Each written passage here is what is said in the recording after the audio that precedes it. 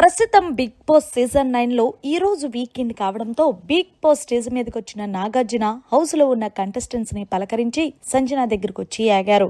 అమ్మ సంజన, నిజానికి చెప్పాలి అంటే నువ్వు డే 1 నుంచి ఆడిన ఆటల్లో కన్నా ఈ వీక్ ఆడిన ఆట అయితే నెక్స్ట్ లెవెల్ ఉంది.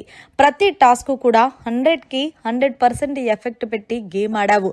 ఇదేదో నువ్వు ముందు నుంచి ఆడుంటే బాగానే ఉండేది కదా.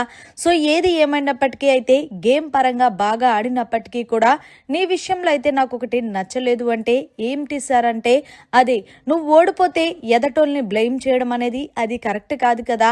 సో ఏదేమైనా సరే ఓడిపోయినా గెలిచినా అది స్పాంటేనియస్ గా తీసుకొని నెక్స్ట్ గేమ్ లో చూపించాలి తప్ప ఇలా ప్రతి దానికి కూడా ఏడ్చి పెడబొబ్బులు పెడితే ఆ విజయం అనేది రాదు కదా సంజన. అంటే లేదు సార్, నేనెప్పుడు ఇమాన్యుయల్ కోసం అంత స్టాండ్ తీసుకున్నాను టాస్కుల పరంగా కూడా, కానీ ఇమాన్యుయల్ ఎప్పుడు నాకు సపోర్ట్ చేసింది లేదు. సో సపోర్ట్ చేసింది లేదు అంటే అదే సార్, తనకన్నా తన నేనా అని అనేటప్పుడు తను నాకు ఛాన్స్ ఇవ్వడు, తనే తీసుకుంటాడు. ఆ విషయంలో నాకు బాధ అనిపించింది. ఇది ఒక రియాలిటీ గేమ్ షో, ఇక్కడ బంధాలు బంధుత్వాలు ఏమీ ఉండవు.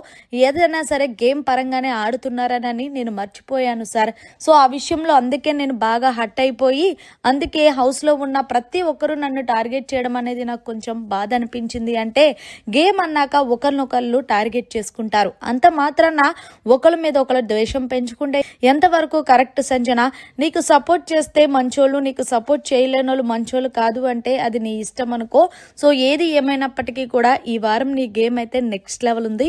ముఖ్యంగా చెప్పాలి అంటే గనక ప్రతి టాస్క్ లో నువ్వు 100% ఎఫెక్ట్ పెట్టావు.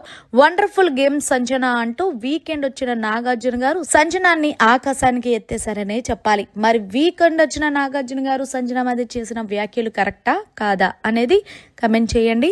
మరిన్ని లేటెస్ట్ లైవ్ అప్డేట్స్ కోసం చూస్తూనే ఉండండి మీడియా కార్నర్.